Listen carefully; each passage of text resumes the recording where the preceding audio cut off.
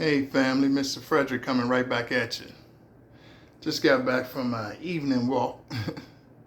Yeah, guys, what I wanted to talk about this evening was when individuals are fearful that, you know, you leave them alone, you're going to expose everything you know about them, and you have vendettas against them. Understand, you have, or they have rather, no need for that. No need to fear. You When you walk away from somebody, family, the best thing you could do is leave them alone. Okay? You don't walk away in intentions of exposing someone, telling their dirty secrets and things of that nature. I mean, it's just not the way of people that walk with the light. Okay? People that walk with the light, all they want is peace and reciprocity. That's all they want. There are people that are misunderstood, quite frankly, because you try to walk in a righteous way and do the right thing by people. You're not perfect. You're still human. You make mistakes. You do wrong like everyone. But you're not an individual that's vindictive. You just want peace. You just want to leave people alone. Them leave you alone. It is what it is. You don't need any explanations. They don't need any. Go about your business. So I find that the individuals that believe that, they think you're like them. And that's the whole reason. Like, that's why, check out my video. If you guys look at my old video, I made one saying, their karma is losing you. Gosh, I need these glasses again. Hold on, guys.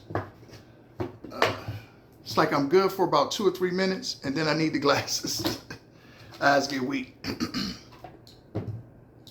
But yeah, their whole thing is that they believe that you're like they are, and you are vindictive, and you're trying to get them back. Or no, and the reality is that you know what you hold. You know that you are special. You know that you walk with you always had a certain amount of protection and messages from the Most High.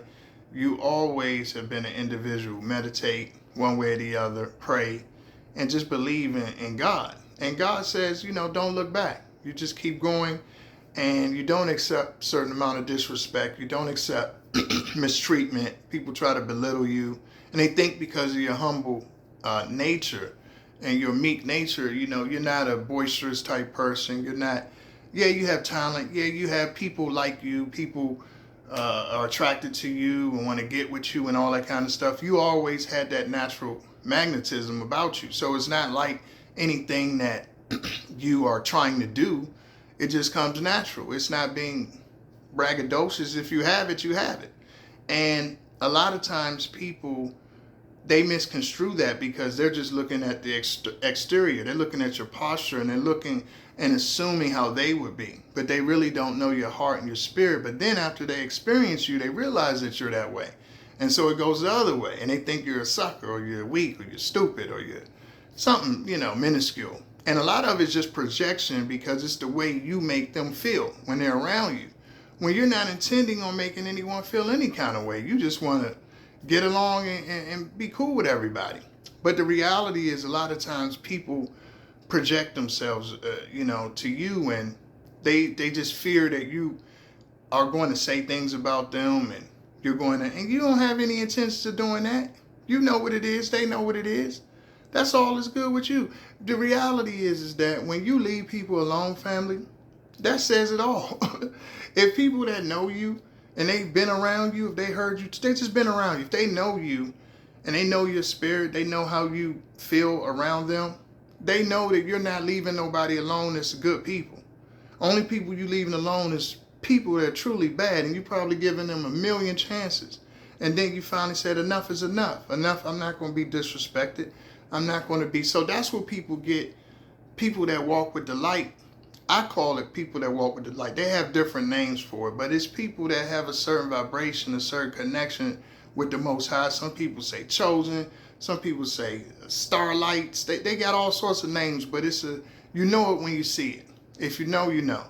But people that have that, a lot of times, yes, we do end up having to leave people alone And it's because we cannot tolerate certain spirits around us. We can't tolerate being disrespected, because you can't mistake humility for weakness or humility for ignorance. Like we don't know what we have. We know what we have.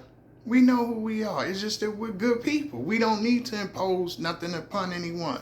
Certain things have always come to us.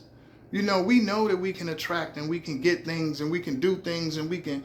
So when we leave your presence, when we get away from you, that says everything, everything. And only people that know you that don't admit that is haters. If they don't admit that about you, first of all, that you have that magnetism and you could always get what you want. You got protection. You got all these certain things that come with you. You're extremely smart. You can do you do anything you put your mind to. They know you have these gifts and talents, right?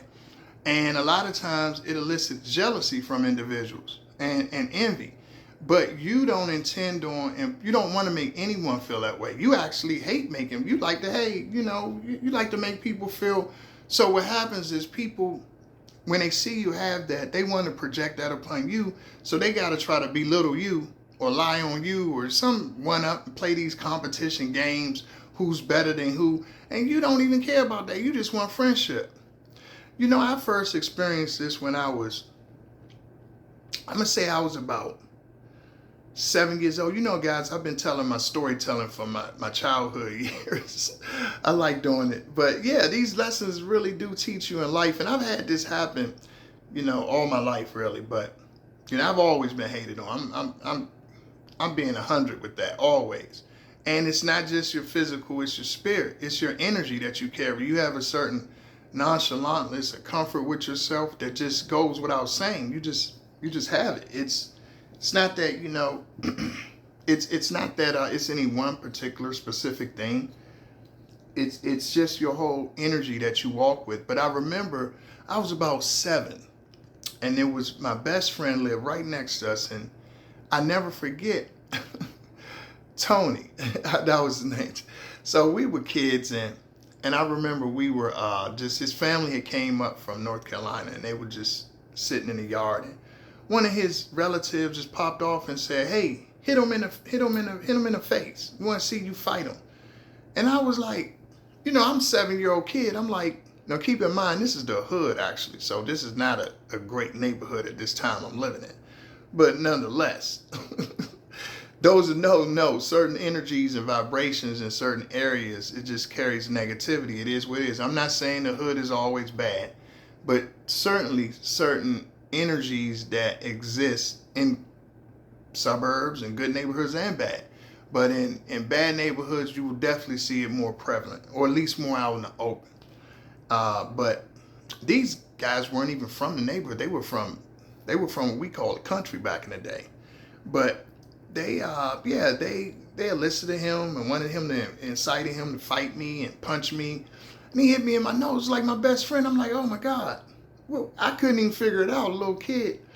And but looking back on it, I realized that it was those adults that had the demons in them, that wanted to see, that saw something in me. And it's the same reason I got into fights when I was young. I wouldn't be saying anything. I'm sitting back and minding my business.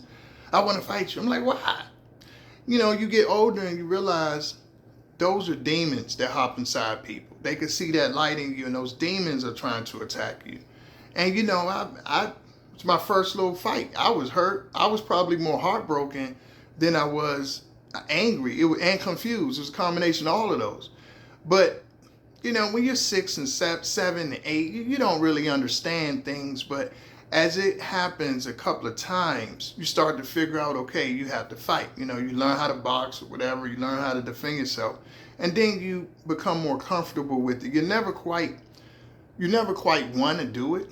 You're either born a person who likes that kind of stuff or you're not. But I never liked it. But I had to learn to do it. I had to learn to, pop them back in the nose and then pop them again. And just, hey.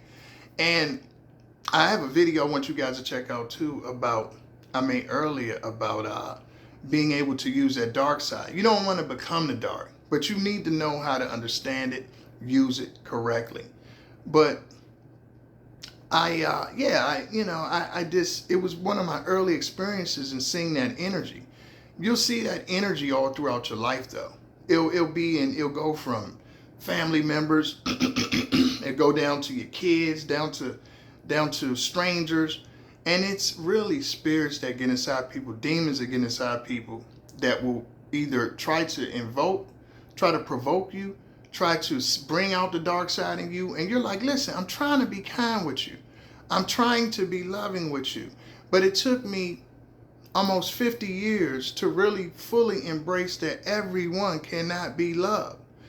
Or they don't know how to love. So I had a cat a few years back.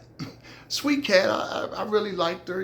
I don't know. It's crazy. I never had one in my life, but I never had one for me. I had dogs, but I had gotten a cat. And when I got the cat, got it from a shelter, and I just believe that doing a rescue thing, like I believe in donating, giving back whenever I can, but I always wanted to do something that's helping the community, whether it's, like I said, donating. That's something I've done consistently all my life, clothing, and buy something and then you give something back. So I do the same. I guess it's the same principle with adopting a pet, a rescue animal, that's what they call it. And so the cat, she was very funny, Paige. She was a cute, pretty cat. That's why I picked her. She was a really pretty cat. So I like most animals. And she had one quirk. She let you pet her. She let you, she let you pet her. She was quiet. She didn't make a lot of noise. She wasn't really aggressive, but you could not pick her up. And I remember saying, this is very interesting, that this cat is a perfect pet, except you can't pick her up. She would go off and say, ah. So I'm assuming someone threw her, whoever her first owner was, or maybe she didn't even have an owner that did that with her. I'm not sure. Her origin story. Paige's origin story. I don't know. But she scratched me, and I still have the scratch to this day. Most of my scars go away over time. I've always had really good skin in the sense of heal up, be completely clear, no matter what. But it's certain scars I would always keep. And I understand everything's symbolic, okay? Everything has meaning. I was meant to keep that scratch. And the reason why was because I needed to be reminded everyone cannot handle your love. Everyone cannot be loved the way you want to love them. They cannot reciprocate the way you want to.